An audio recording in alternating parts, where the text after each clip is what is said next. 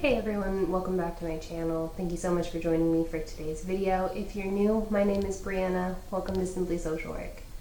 As I've mentioned in some of my other videos, I'm currently practicing clinical social work in a private practice. Basically, I'm a psychotherapist, which is what most people usually just refer to as a therapist. So I thought it would be a good idea, especially with everything going on in our crazy world right now, to do some videos talking about therapy and different therapy approaches. To kick this series off, I'm going to talk a little bit about what psychotherapy is and outline some signs that therapy might be good for you.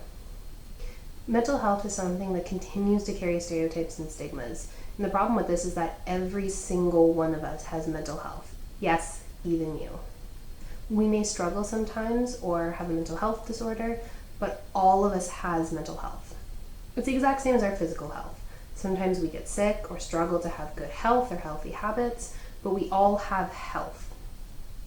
The good news is that there's been more and more awareness lately, and slowly but surely talking about mental health is getting more accepted and widespread in our society. But when it comes to actually looking for help when you're struggling, it's something that's often still overwhelming or taboo. Many times it's easier to talk about mental health as a concept or help someone else with their mental health, but it's a lot different when it's our own. And it doesn't help that therapy often has this big cloud hanging over it, and let's be honest, what first comes to mind is often laying on a couch like this one and talking about your mother or your childhood. And while that may be true for something like psychoanalysis, so think Freud and old school therapy, it's rarely true in the modern psychotherapy that I'm talking about in today's video. The truth is, therapy doesn't have to be that scary. Psychotherapy is simply talking to a mental health professional to help you change certain behaviors or overcome your problems in a way that works for you. You and your therapist have a variety of evidence-based methods that can help guide the process, depending on you and your situation.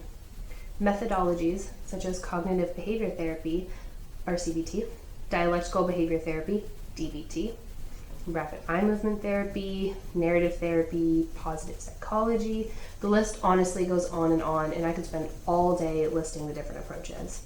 Some therapists may specifically use just one, but many, like myself, are more flexible and utilize aspects of several different techniques to better meet you where you are.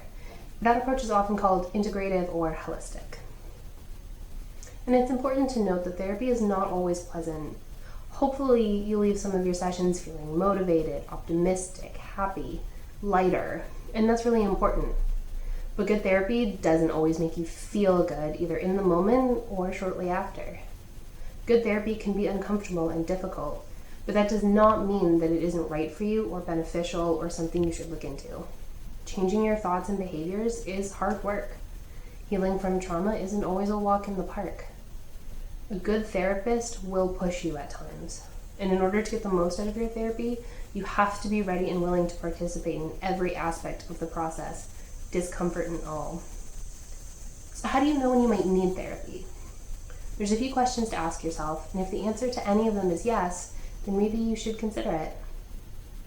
Do you spend a lot of time thinking about or coping with a problem or situation in your life?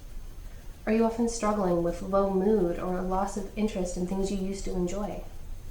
Are you often really tired and struggle with motivation to complete basic tasks?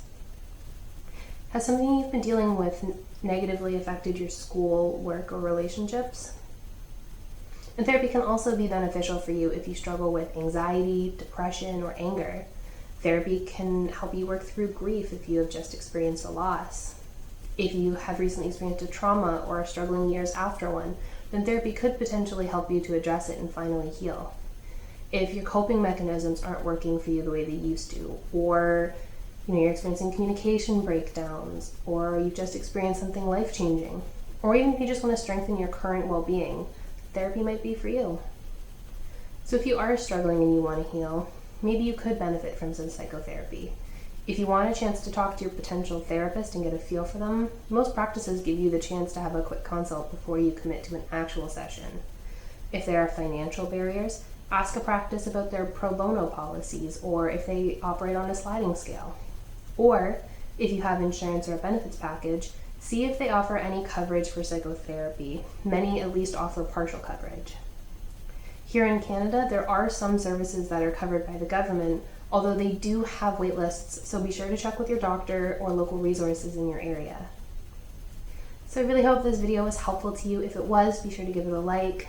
If you want to learn more about specific therapy approaches, be sure to subscribe so you don't miss any of those videos once they come out. And if you live here in Ontario and are interested in booking a session with me, I'll link my contact information in the description box below. Take care, everyone. I'll see you next week.